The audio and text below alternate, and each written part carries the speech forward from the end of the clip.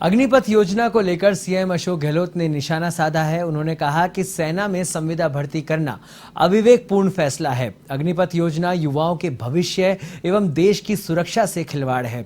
आप चाहते क्या हो? कोई संविदा की भर्ती होती है सेना के अंदर? सेना में संविदा की भर्ती का तुक क्या है कि 4 साल की नौकरी करने के बाद तुम घर बैठो, 25% लोगों को हम आगे पक्का करेंगे। मैंने पहले कहा कहीं ऐसा नहीं देखा है। ये आरएसएस के लोग भी इसमें जाना चाहते हैं या तो इसी के लिए ये योजना बनाई हो। ये तो राहुल जी बताएंगे कि उनके बाद में क्या बातचीत हुई है, कल जाएंगे या मंडे को जाएंगे। मैं समझता हूँ कि क्योंकि कांग्रेस प्रेसिडेंट सुनने की तभी ठीक नहीं है, इसे डिपेंड उस पर करेगा कि वो किस रूप में कल कैसे बातचीत की या क्या उन्होंने अल्टीमेटली फैसला किया है। कल जाएंगे या मंडे को जाएंगे, पर जाने में उनको तकलीफ नहीं है क्योंकि 3 दिन से जा चुके हैं और पूरा कॉपरेट किया है। वहाँ पर जो ईडी चाहती थी पूरी सहयोग किया उन्होंने, आगे भी सहयोग करेंगे, ये निश्चय किया हुआ है। पर लोगों में इतना बड़ा भयंकर मतलब ये आक्रोश है पूरे देश के कार्यकर्ताओं में कि ध्यान डाइवर्ट करने के लिए अब अग्निपथ लेके आ गए, तो क्या बताइए।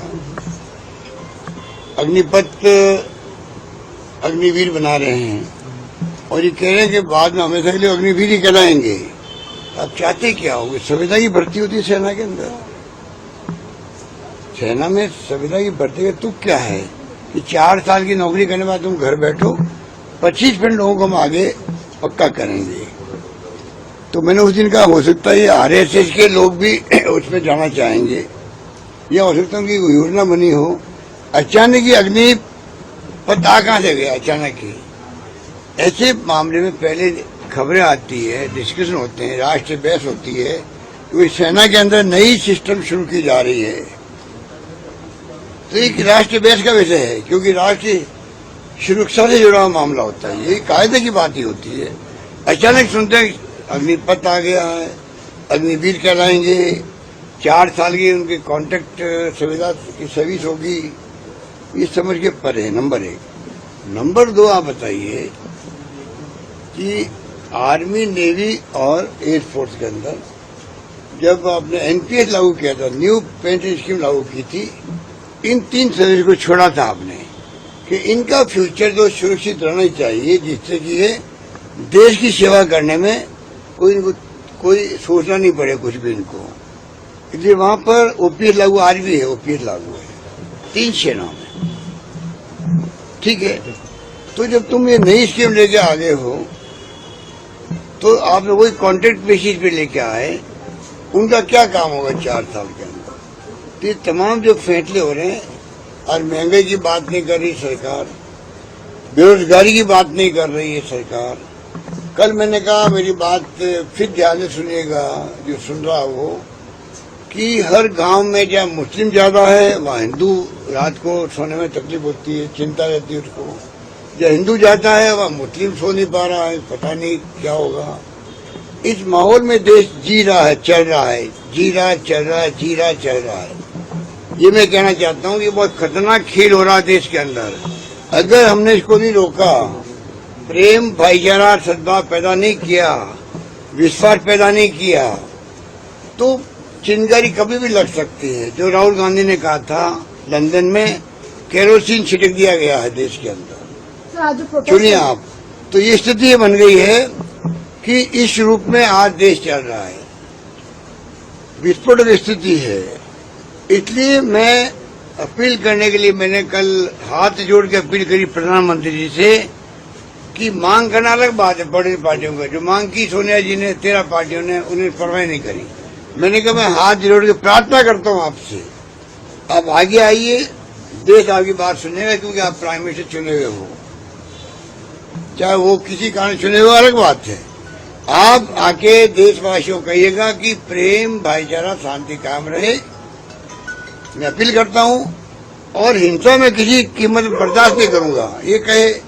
इसमें क्या ऐतराज हो सकता है? प्रधानमंत्री मोदी जी को बताइए। ना वो आ रहे हैं, ना अमित शाह जी आगे कर रहे हैं। इस बात का मुझे सख्त ऐतराज है। एक चुनाव मुख्यमंत्री में हूँ राजस्थान का, मुझे ऐतराज है कि इस प्रकार की अपील करके अगर शांति स्थापित हो देश के अंदर, उसमें कंजूसी क्यों की जा रही है, आने में क्यों हिचक रहे, मेरे को ऐतराज है। सर, आज देश भर में प्रोटेस्ट हुआ युवाओं का, मानेसर में भी, राजस्थान में भी, बिहार में भी। कांग्रेस ने कोई रणनीति तैयार की उनके सपोर्ट में? अग्नि जो ये मामला है, ये प्रोटेस्ट चलते रहेंगे, आगे भी चलते रहेंगे, बिल्कुल प्रोटेस्ट चलेंगे, रैलियां होगी, इनको एक्सपोज किया जाएगा कि बिना कोई कारण के जब आप 1 रुपया नहीं ले सकते हो, नॉन प्रॉफिट कंपनी है ये, चाहे यंग इंडियन हो चाहे वो एजीएल हो, जब आप 1 रुपया ले ही नहीं सकते आप प्रॉफिट का, सोनिया गांधी जी, राहुल गांधी चाहे तो नहीं ले सकते हैं, ऐसे कानून के अंदर है, तो फिर मनी लॉन्ड्रिंग क्या हो गई है। देश को बताना चाहिए, एजेंसियों को भी, कि ये इन कारणों से हमने इनको पूछताछ में बुलाया है। आप इस प्रकार डरा के धमका करके, आपको गलत फहमी है। कांग्रेस के कार्यकर्ता, कांग्रेस के नेताओं में दमखम है, सरकार नहीं बनी हमारी अलग बात है, और नेशनल पार्टी आज भी कांग्रेस पार्टी देश के अंदर है, जिसका 135 साल का इतिहास है। ये कोई कमी नहीं रखेगी, दमखम के साथ में मुकाबला करेगी, इनको एक्सपोज करेगी, और जनता का मूड कब बदल जाए, ये इनको गलत फहमी है। ये अहम घमंड में मर रहे हैं, कोई पता नहीं पड़ता है जनता का मूड कब बदल जाए। अगर आपने गलत काम किए, महंगाई पे ध्यान नहीं दिया, बेरोजगारी पे ध्यान नहीं दिया, तो लोग कब तक बर्दाश्त करेंगे आपको, और उल्टा आप तनाव पैदा करवा रहे हो। तो मैं समझता हूँ कि ये अवसर मिल गया कांग्रेस को, तो इनको समझना चाहिए ये अवसर मिला है कांग्रेस को, चैलेंज मिला है, उस चैलेंज को हम स्वीकार करते हैं और मुकाबला करेंगे हम लोग। सर, राष्ट्रपति के पास आप जा रहे हैं, क्या कांग्रेस का दल राष्ट्रपति के पास ज्ञापन देने जाएगा आपके जो शायद मैंने सुना है टाइम मांगा गया है, अगर टाइम मिल गया तो जाएंगे हम लोग, जो भी वो टाइम देंगे, मंडे को देंगे, कब देंगे, अपनी बात जाके कहेंगे। पर अच्छा नहीं हो रहा है, अच्छा नहीं हो रहा है।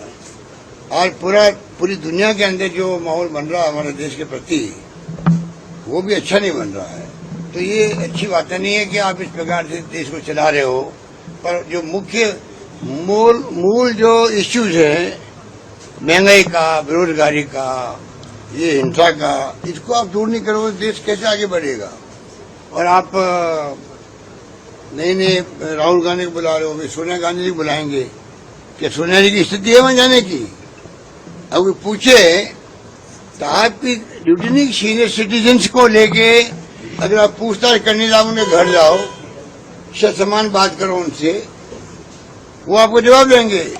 दुनिया के मुल्कों में जब तक कोई अपराधी प्रूफ नहीं हो जाए कि आपने इसने अपराध किया है, तब तक उनको सच सम्मान देखा जाता है, व्यवहार किया जाता है, बेइज्जती नहीं की जाती है। यहाँ ये स्थिति है कि आप बेइज्जती कर रहे हो, कोई पहले मान लेते हो कि तो अपराधी होगा। ये टेंडेंसी देश में, अभी की मैं बात नहीं कर रहा हूँ, खाली ईडी की बात नहीं कर रहा हूँ, ये हमारे टेंडेंसी पुलिस के अंदर भी है।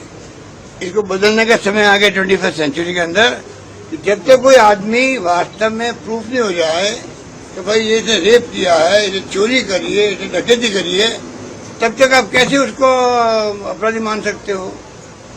तो ये स्थिति देश में बदलाव होने की बातें सोचते नहीं है सरकार में बैठे हुए लोग, और बातें लाते नहीं जिससे कि ध्यान डाइवर्ट हो जाए। ये जो अग्निपथ आया है, ये भी मैं समझता हूँ ऐसे वक्त में लाया गया है जिससे कि राहुल गांधी को आप ईडी बुला रही है, अग्निपथ पे आग लग रही है, ट्रेनें जल रही है, धरने हो रहे देश भर के अंदर। ये क्या हो रहा है? ये चिंता नहीं होनी चाहिए सरकार को। पर मैं समझता हूँ कि बीजेपी ने तय कर रखा है, ध्यान डाइवर्ट करके काम चलाओ अपना, माकूल जवाब देगी जनता।